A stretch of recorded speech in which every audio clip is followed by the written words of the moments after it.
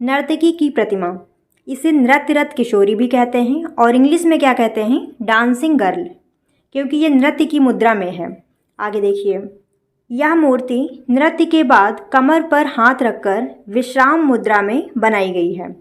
ऐसा लगता है कि ये नृत्य कर रही थी, फिर नृत्य करने के बाद जब ये विश्राम करने के लिए खड़ी हुई है तो उसी मुद्रा को बनाया गया है। शरीर के अनुपात में इसे कुछ अधिक लंबा बनाया गया है। इसका बायां हाथ बाएं पैर के घुटने पर रखा है जिसमें कटोरा पकड़े हुए है।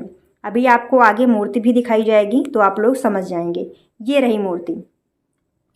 इसके गले में त्रिफुलिया हार व बाएं भुजा में कोहनी तक के मोटे कड़े पहने हैं। ये देखिए, बाएं भुजा में कोहनी तक के मोटे कड़े पहने हुए हैं और गले में त्रिफुलिया अलंकरण वाला त्रिफुलिया हार पहने हुए हैं। त्रिफुलिया यानी कि 3 फूलों वाला। आप लोग देख पा रहे होंगे कि इसके हार में 3 फूल बने हुए हैं।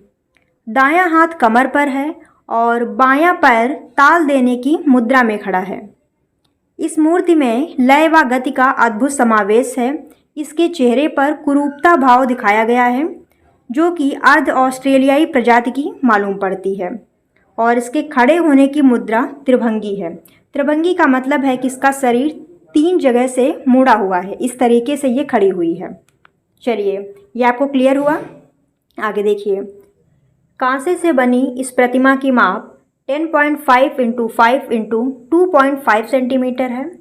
यह मूर्ति ढोकरा ढलाई, मधुचेष्ट विधि या लुप्त मोम ढलाई पद्धति लॉस्ट वैक्स प्रोसेस से बनाई गई है। वर्तमान में यह मूर्ति राष्ट्रीय संग्रहालय नई दिल्ली में संग्रहित है।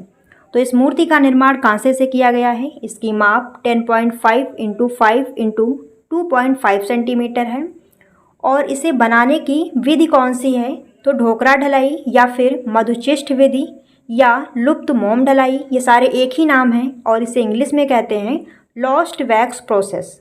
ठीक है, और यह मूर्ति राष्ट्रीय संग्रहालय नई दिल्ली में संग्रहित है।